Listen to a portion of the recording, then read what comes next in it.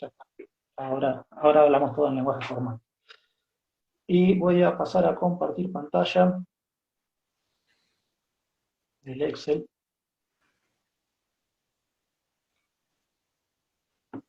Deberían estar todos viendo la pantalla del Excel. ¿La ven? Sí. Sí, sí, se ve.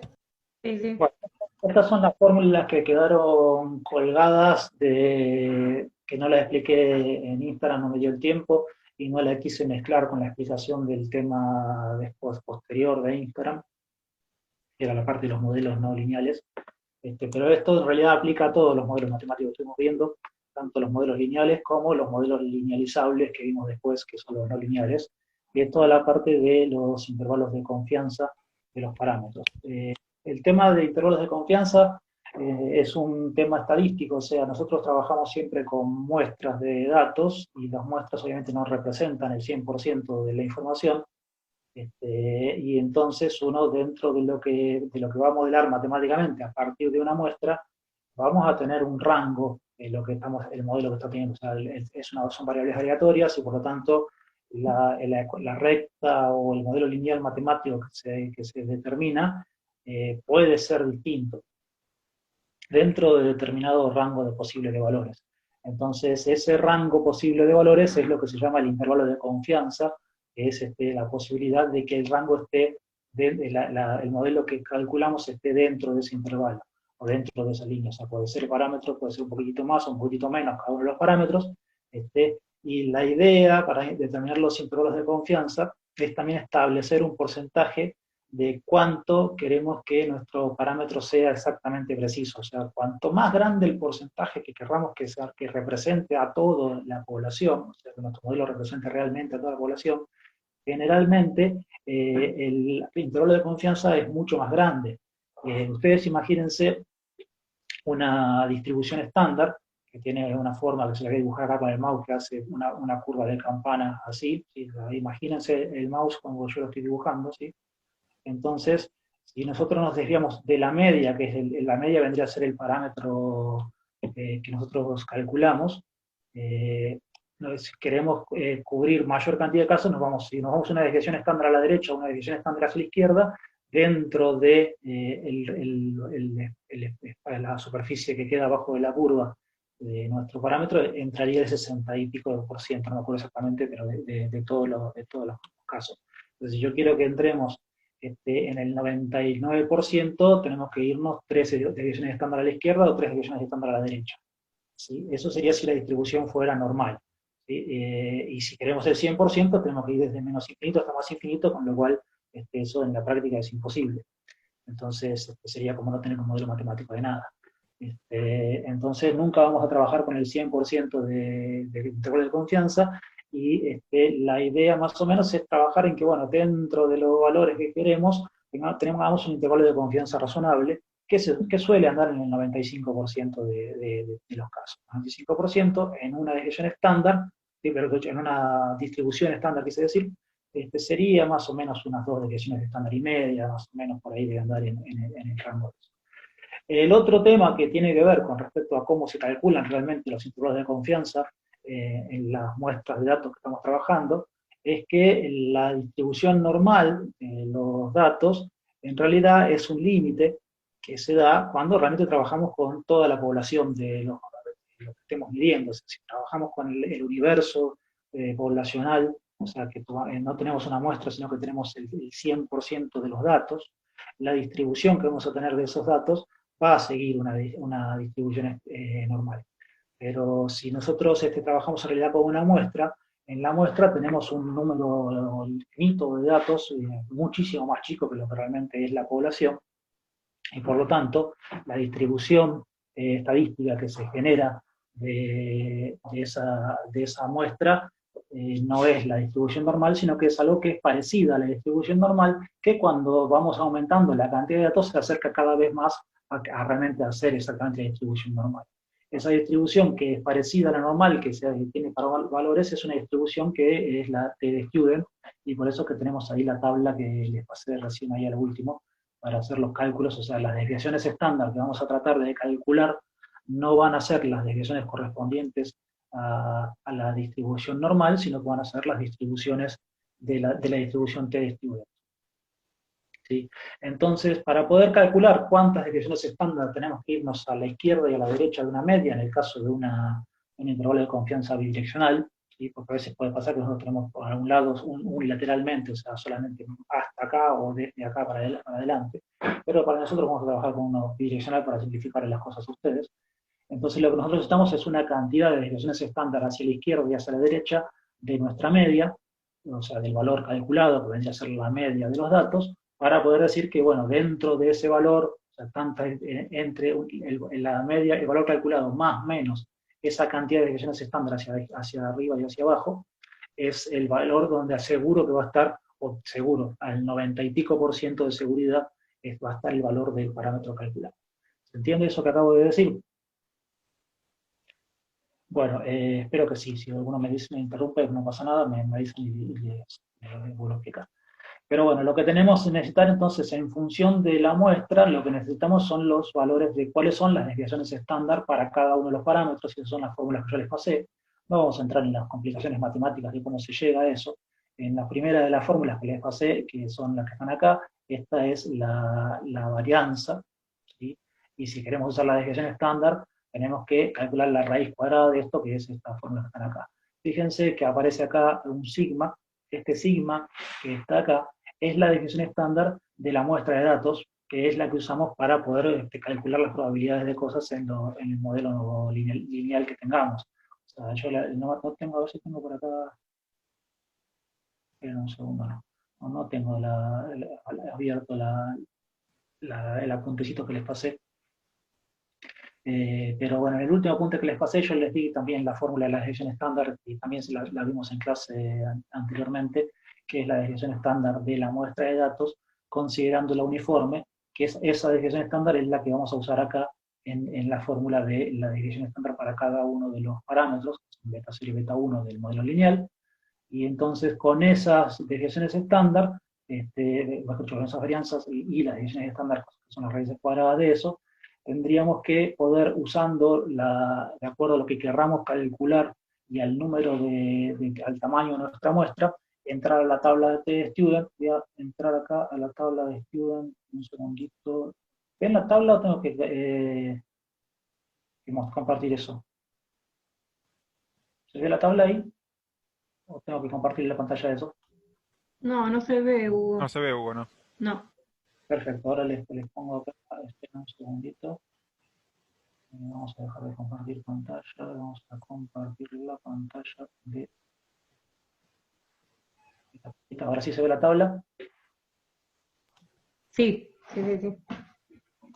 Bueno, esta tabla es la tabla de Student. Fíjense que es una tabla muy parecida. Fíjense que la curva de Student es muy parecida a la curva de la desviación normal, donde nosotros tenemos que entrar con dos parámetros a encontrar los valores de estos números que están acá. Son la cantidad de desviaciones estándar que yo necesito para ir para arriba o hacia abajo para encontrar mi intervalo de confianza. Entonces, de acuerdo al porcentaje que yo quiera de desviaciones para las desviaciones de confianza que yo quiera, y la cantidad de datos que tenga, voy a necesitar tantas desviaciones de confianza para un lado o para el otro, desviaciones de estándar para un lado o para el otro. Entonces, lo primero que tengo que ver es cuántos datos tiene mi muestra, ¿sí? Donde supóngase que yo tengo, qué sé yo, 25 datos en mi muestra, lo que voy a entrar a la tabla es con la cantidad menos 2, ¿sí? Fíjate que si yo tengo 25, tengo que entrar en la tabla con el número 23, ¿sí? Siempre 2 menos porque la muestra nuestra ya tiene 2 grados de libertad menos, porque ya determinamos 2 parámetros, ¿sí? Después, si no entienden el tema de grados de libertad, me avisan y se los explico de otra manera. Pero bueno, si la cantidad de grados de libertad es la cantidad de valores que pueden variar en los datos que tenemos en todo nuestro sistema de ecuaciones. Y cuando uno ya fija determinados valores, ya el modelo se hace más rígido, tenemos menos posibilidades de variar los datos. Entonces, si tenemos 25 datos muestrales, en la curva que va a estar representando esos datos, ya tiene 2 valores ya fijos, que son los 2 parámetros que de la regla.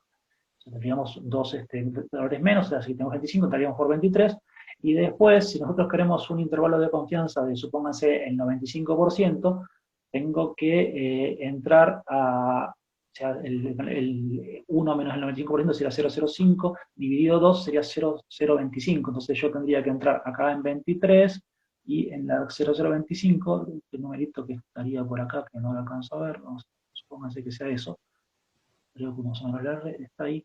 No, El de a la derecha, ese. Ese. 25 y 23. Entonces acá esta sería la cantidad de desviaciones estándar, que son 2,06 y pico, pero que está ahí. Disculpen, estoy viejito y no veo también los números chiquitos ahí en la pantalla. Y entonces este número multiplicado por las desviaciones estándar que les digo, que para cada parámetro de lo que las fórmulas anteriores, sería más o menos el de la media, que sería el valor del parámetro ya calculado. Entonces el valor calculado menos dos desviaciones estándar es el intervalo, el valor más chico del intervalo de confianza, y el valor calculado más dos desviaciones estándar sería el valor más grande para una muestra de 25 datos al 95%. ¿Sí? Entonces eso sería el cálculo de la determinación de los intervalos de confianza de los parámetros de la, del modelo lineal que calculamos. ¿Se entendió el tema? Sí, Hugo. Bien. Sí, supongo que con la práctica nos vamos a ver un poquito mejor, ¿no? Cualquier cosa, o sea, cuando esto es muy práctico, lo que el enfoque que le estamos dando a la materia. O sea, fíjense que todas las demostraciones teóricas las estoy recortando a todas. La idea es simplemente calcular un valor donde vos, en función del número de datos que tenés, vas a los estadísticos, una medida de cálculo, poner la fórmula entrando con los valores adecuados y encontrás el valor directamente que vos tenés que hacer, el intervalo de confianza. Y después en la práctica, al margen de que vos tengas el intervalo de confianza, en la mayoría de los casos, salvo casos muy digamos, críticos, uno se maneja como si el valor calculado de la muestra sea Dios, sea la verdad absoluta. Entonces, esto de los intervalos de confianza, en la práctica los terminás usando relativamente poco. Pero bueno, es como les digo, o sea, depende de lo crítico que uno tenga que determinar, porque a veces el modelo lineal tiene muy pocos datos y realmente uno no puede llegar a decir que eso representa un modelo matemático de nada, y entonces sacar conclusiones con una muestra muy chiquitita es muy peligroso. Entonces ahí es donde uno dice, bueno, dentro de lo que estoy calculando tengo un 95% de certeza de que está bien. ¿Sí? Profe, una consulta. Nosotros en probabilidad estamos viendo, bueno, el tema con las tablas, ¿no? Pero justo ahora estamos en una parte donde depende la cantidad de datos que vos tenés, o usás TestStudent o usás Z. Dependiendo de la cantidad de datos, dependiendo de si tenés la desviación estándar. ¿Eso en esto también aplicaría así, o esto sería para muestras indefinidas, para cantidad indefinida de datos? Tenemos la muestra que tenemos nosotros acá de la tabla de student, tenés hasta, entra hasta 500 valores, ya acá entra de saltos de 50, y después va a infinito. En teoría, por lo menos lo que dicen los textos, uno debería usar student hasta muestras de 30 datos. Sería lo normal. Y después de ahí, los valores que vos vas a calcular ya serían más el Z que vos querés encontrar. O sea, la desviación estandarizada de la normal. Pero no está mal si usaste student. Fíjate que student tenés acá ya para todos los datos que tenés. Nosotros vamos a usar student porque generalmente las muestras de datos no van a ser muy grandes, y no vamos a tener muestras tan grandes como para que matemáticamente sea incorrecto usar student. Pero igual, como te digo, cuanto más grande es la muestra, más tiende a la distribución normal, la distribución de student. Entonces, que en realidad lo que vos estarías usando por un lado o por el otro, no deberías tener un error significativo en cualquiera de los dos métodos. ¿Sí? ¿Se entiende lo que...? Sí. Gracias. Bueno, Profe, voy a... y, o sea, Sí. ¿le puedo hacer una consulta? O sea, lo primero que tenemos que hacer es aplicar la fórmula esa que está arriba de esta tabla para buscar el alfa, ¿no? No, el alfa es lo que voy a hacer es encontrar tu variación de esta forma no existe. Vos crees el 95%, alfa es la diferencia con respecto al 100% o al 1 de lo que vos querés encontrar. O sea, si yo digo quiero un intervalo de confianza del 95%, quiere decir que alfa es 0,05. Que es algo que vos tenés que ver. Esta es la fórmula que genera esta curva. ¿Sí? Y encima tienen que entender este símbolo de la función z que está acá, de la función teta o no me acuerdo cómo se llama, que es una fórmula que matemáticamente es bastante complicadita. ¿Sí? Así como parece muy sencillo, pero matemáticamente es bastante complicadita. Te la pusieron como una función como para decir, qué fácil que es esto, pero esta fórmula, buscala después en Google, vas a ver lo que es. Es bastante complicadita la formulita esta. Entonces esta fórmula está solamente a manera ilustrativa para que se entienda de dónde sale, nada más. Vos vas a la práctica y decís, necesito el 95%. Ah, perfecto. Entonces eso significa que... Listo, porque no entendía Sí. de dónde salía el T, si yo tenía que aplicarlo, cómo buscaba el T, pero ya está, o sea, en realidad es de modo ilustrativo, como dijo. Sí, exactamente. Es ilustrativo, así como vos tenés también la fórmula que te da la distribución normal. La fórmula de distribución normal es una formulita que yo no me la acuerdo, pero no es tampoco tan difícil acordársela si uno la mira o la usa todos los días, pero tiene una formulita relativamente complicada. Y es por eso que en vez de calcular integrales, como se quiere acá, tenés una integral que tienes que calcular, en vez de calcular integrales, uno terminás estandarizando la muestra y entras a una tabla, que ya están todos los valores de la integral calculados previamente para vos. Entonces, si vos no tuvieras la tabla y te acordás la fórmula, sería más preciso si vos calcularas analíticamente la integral, pero es algo que nadie tiene ganas de hacer, nadie hace, y que tampoco tiene sentido realmente hacer. Entonces, cuando uno tabula todas estas cosas es porque vos no necesitas usar las fórmulas estas complejas, vas directamente a la tabla, que ya está calculado para vos los valores que dan para esos valores en particular. Esto acá serían los valores que da esto, si n fuera tanto y el alfa que estoy calculando fuera acá el otro. ¿Sí? ¿Se entiende? Bien. Bueno, dejo de compartir la tablita esa. Sí. Vuelvo al Excel.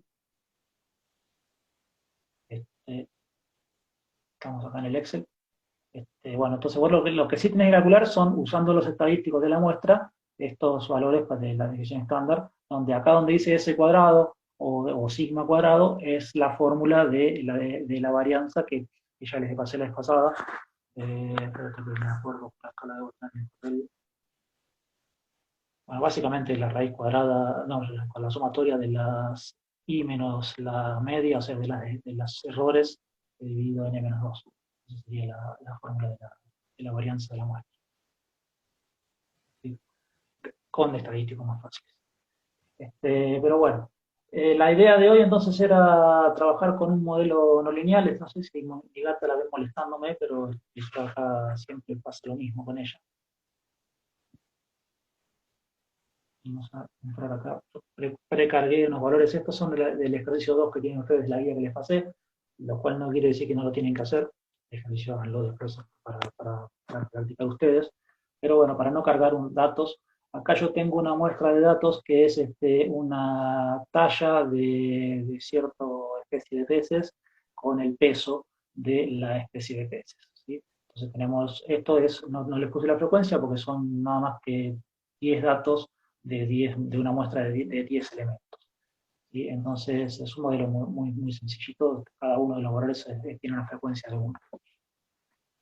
Entonces, yo acá lo que tengo que hacer primero, que es lo que tendríamos que hacer para poder determinar cuáles son las curvas posibles, es hacer una gráfica de la distribución.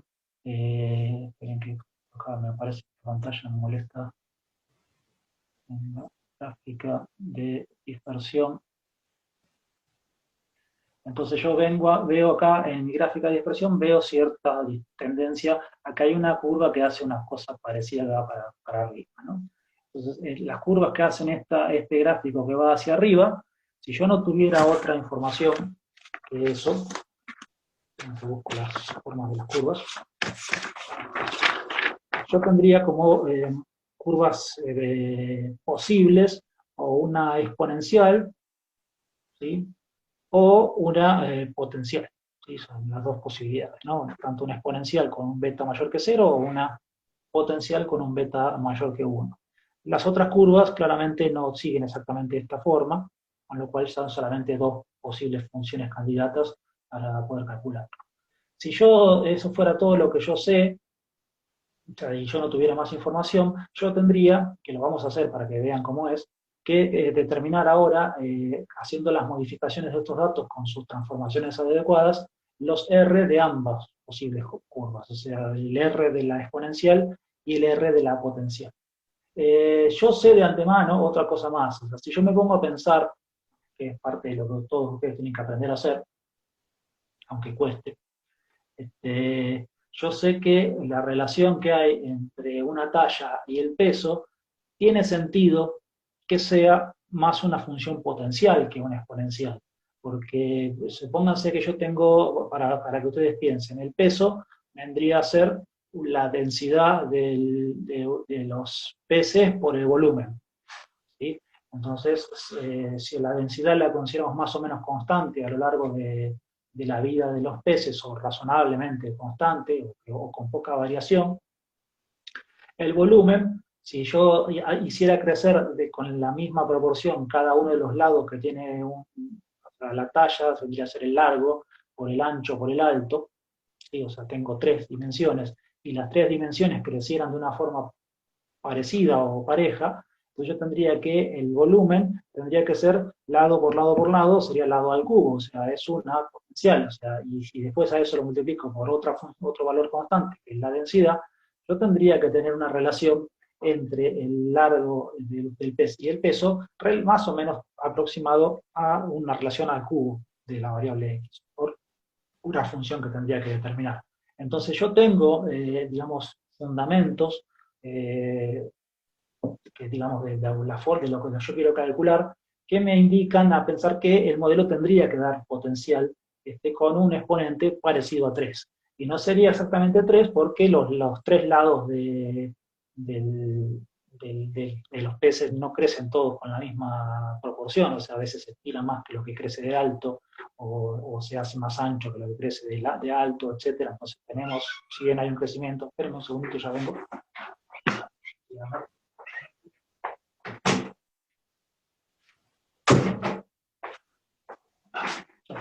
Le abría mi gata, les decía, si yo tengo los 3 lados que crecen con relativa, que no exactamente con el mismo tamaño, entonces el exponente a lo mejor no me da 3, y si además tengo en cuenta que la densidad de los peces quizás no sea la misma a lo largo de la vida de los bichos, entonces va a haber una tendencia hacia un modelo potencial con un exponente que va a ir cambiando porque no va a ser exactamente 3. Entonces ahí está el tema de encontrar cuál es el valor del exponente de manera exacta. Pero si de antemano yo no supiera más nada que eso, la tendencia entre elegir exponencial y potencial tiene mucho más sentido que el modelo final me dé potencial.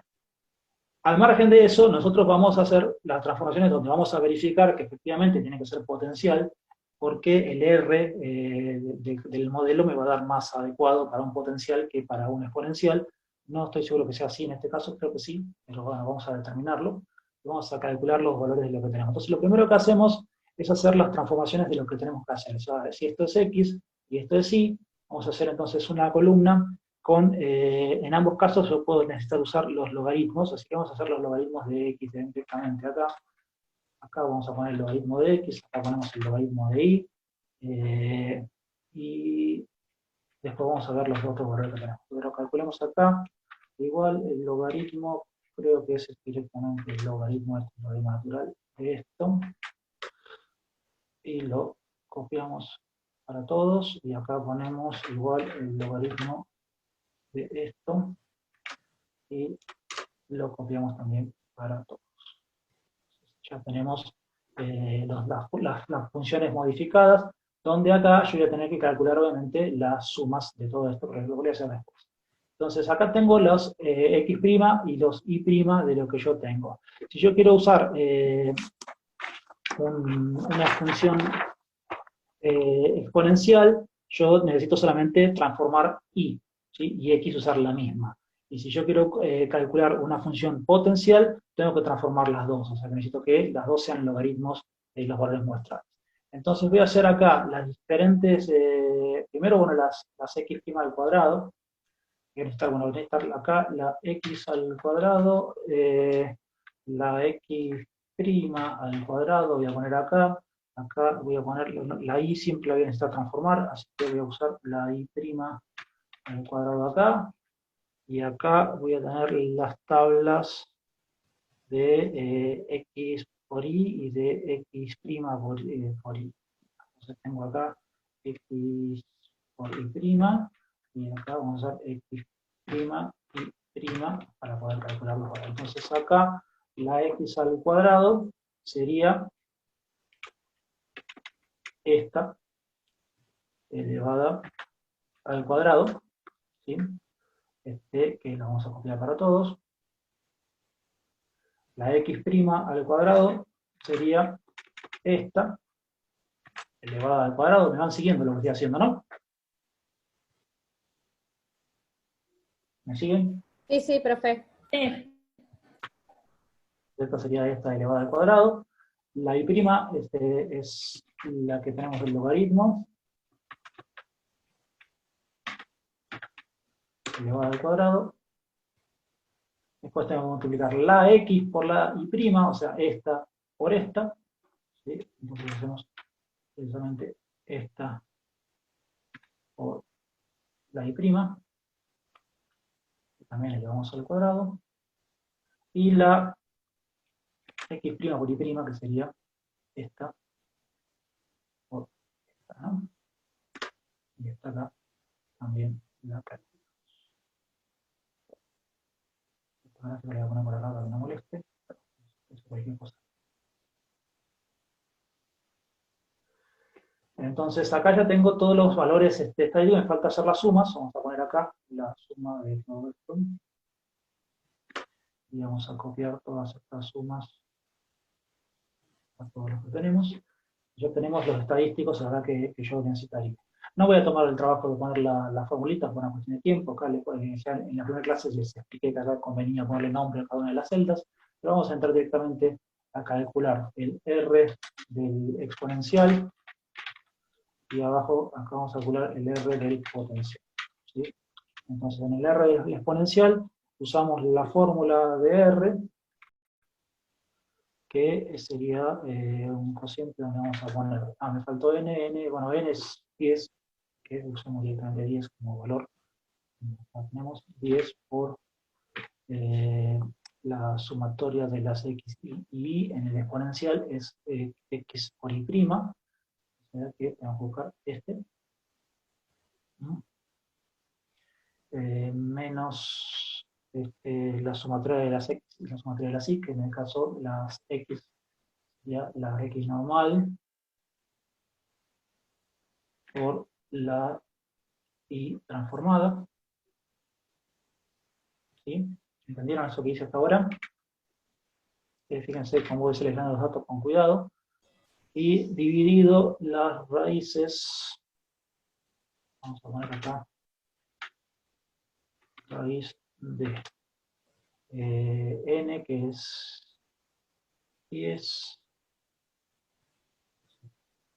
10 por la sumatoria de las x al cuadrado. En el caso de la exponencial estamos calculando sería la x al cuadrado, que sería esta,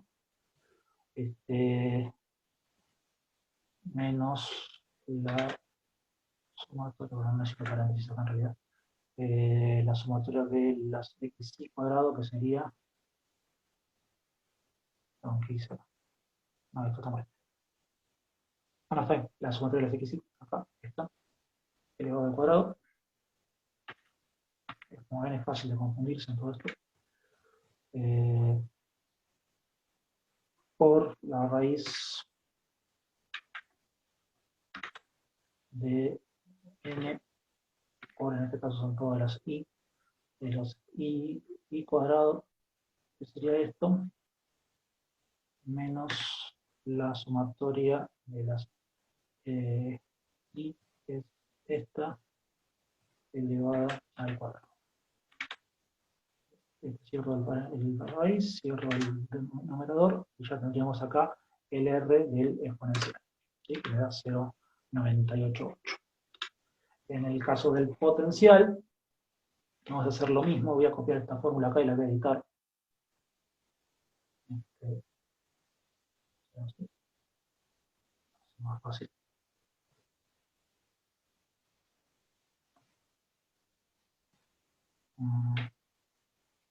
Y vuelve, pongo cualquiera.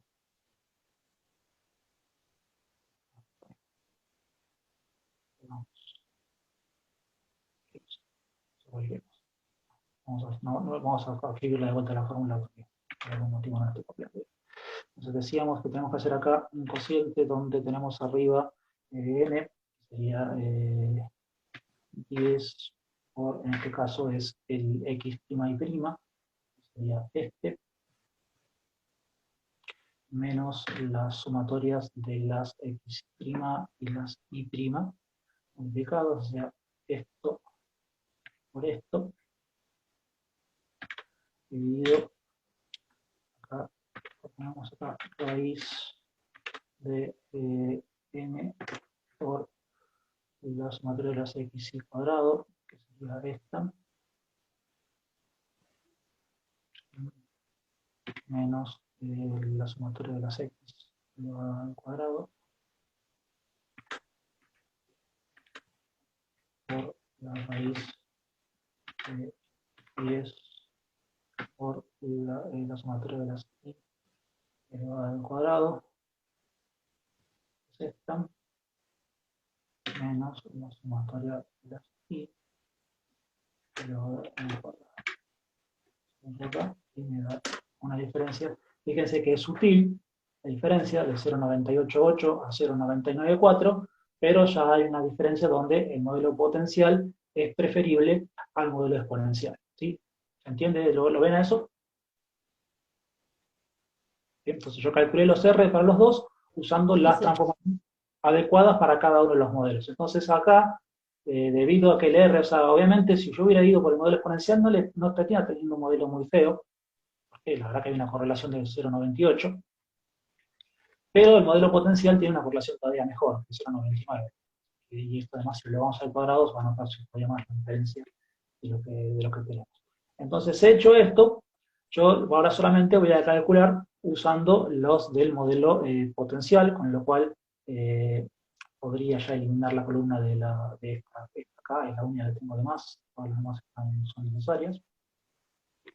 Y estas son las dos que no necesito, esta y esta columna, son dos columnas que no voy a necesitar, porque solamente necesito las primas de todas, o sea, esta y esta, para calcular mi modelo linealizado del modelo potencial.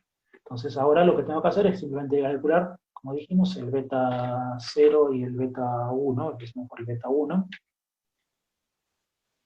y que vamos a hacerlo con la fórmula que ya vimos antes, donde nuevamente empezamos con un cociente donde tenemos n, que es 10, por la sumatoria de las x y y, que sería esta, menos la sumatoria de las x por la sumatoria de las y, o sea, esto por esto, dividido, acá tenemos n que es 10, por la sumatoria de las x y cuadrado, que sería esta, menos la sumatoria de las x elevado al cuadrado. Entonces acá yo ya tengo mi beta 1, ¿sí? Que es 3,14, fíjense que el exponente dio más o menos 3 y algo.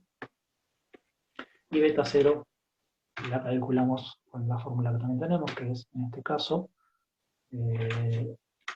la suma, digamos, la sumatoria de las y, que sería esto, menos el beta 1 que acabamos de calcular, por la sumatoria de las x, dividido 10. ¿Sí?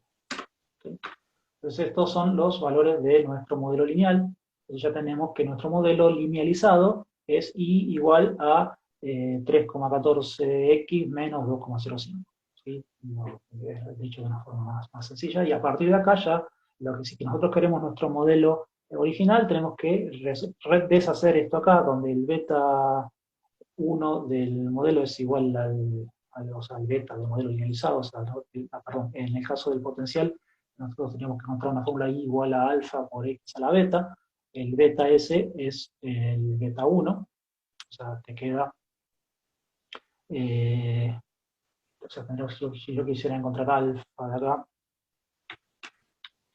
alfa sería el logaritmo natural, perdón, no está, me lo perdí.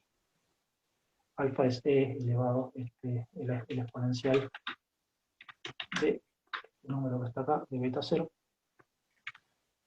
Entonces tenemos nuestro modelo potencial, queda como I igual a 0,12, que es el alfa, por X a la 3,14. ¿Sí? Ese es el modelo potencial que estábamos buscando, que representa la muestra de los datos que tenemos acá. ¿Sí? Vamos a dejar acá la clase, ustedes después terminan el ejercicio con las cosas que tienen que calcular, que les pido en el ejercicio aparte, calcular usando el modelo para alguna probabilidad y esas cosas.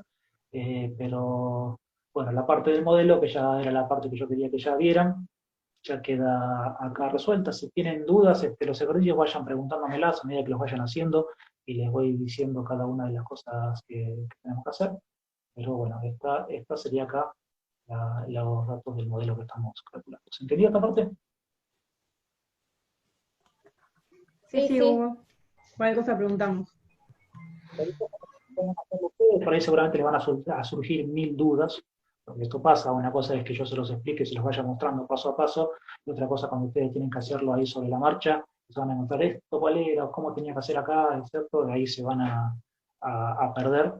Pero bueno, pongan las manos en el Excel, agarren las muestras de datos que yo les pasé, empiecen a trabajar ahí los ejercicios esos, y traten de ver si a partir de este modelo son capaces de usarlo el modelo, porque esa es la parte que es más importante. O sea, yo acá el modelo, yo obtuve un modelo matemático. Ahora el modelo matemático lo voy a poner en uso para, en este caso yo creo que les pido algunas probabilidades de algo que calculen y algunas cositas más, tienen que utilizar ahí siempre que yo les pida probabilidades, con lo cual para calcular las probabilidades ustedes deberían entrar a la tabla de los Z, ¿sí? ¿Se acuerdan cómo hicimos con el modelo lineal? Ustedes, la tabla de Z está basada en una distribución normal de un modelo lineal, ¿sí? Entonces ustedes van a tener que calcular todo con el modelo linealizado. ¿Sí? Si ustedes les paso, por ejemplo, supónganse que les digo, ¿cuál es la probabilidad de que un pez de 14 centímetros, que estaría más o menos por acá, tenga un tamaño de, supónganse, entre, qué sé yo, 35 y 40, por decir. Entonces, ¿cuál es la probabilidad de que un de 14 tenga un tamaño entre 35 y 40? ¿No? Entonces ustedes van a tener que encontrar, para 15, van a tener que traducir 15 en este caso, al logaritmo de 15, 30 lo van a tener que traducir al logaritmo de 30, y 35 lo van a tener que traducir al logaritmo de 35, 40 al logaritmo de 40, y utilizar con el logaritmo de 14, lo que les dije, no me acuerdo, con el logaritmo 14, entrar al modelo linealizado y calcular el valor de algo transformado, o sea, de lo que ustedes están trabajando, porque el modelo les está calculando el logaritmo del peso, ¿sí? Entonces ustedes tienen que ver ese logaritmo del peso, que sería el modelo de lo que estaría linealizado. Ustedes de ahí lo van a usar como la media de los logaritmos del peso, y estandarizan esa muestra con el logaritmo de 35 menos el logaritmo del peso calculado, dividido la desviación estándar, que van a tener que calcularla también con los parámetros transformados. ¿Sí? Yo acá no lo hicimos, pero bueno, para una cuestión de simplemente para no perder el tiempo escribiendo formulita, pero o sea, son los valores transformados. Entonces ahí obtienen el Z de la primera de las probabilidades, y en el caso de 40, por ejemplo, van lo mismo, o sea, el logaritmo de 40 menos el valor calculado por el modelo linealizado, y dividido la desviación estándar del modelo linealizado, que son los datos que ustedes tienen para poder calcular. Entonces, de ahí pueden entrar con esos valores, entran a Z y obtienen ya la probabilidad ya directamente. Usan el modelo lineal de lo que están calculando. No podemos usar el modelo directo, o sea, tener la fórmula del tipo, como dijimos, y igual a 0,12 por x a la 3,14, que sería el modelo linealizado, porque en ese caso no tenemos los valores de las desviaciones estándar de esos valores. O sea, no podríamos estandarizar esos valores como para poder entrar a Z, porque el Z que tenemos nosotros nos sirve calcularlos sobre un modelo que estamos aplicando todas las técnicas de una regresión lineal. Entonces, de esa regresión lineal, las fórmulas son las que tenemos que funcionar. No tenemos la fórmula de calcular una desviación estándar para un modelo que no sea lineal, y entonces no podemos entrar a usar el modelo original para eso. ¿Se entiende el porqué de todo eso? ¿Sí? ¿No se los emborulle demasiado? No. ¿Entendieron? Sí, sí, profe. Sí, igual después voy a ver más tranquila de vuelta la clase y me pongo bien con el Excel. Bien, esa es la idea.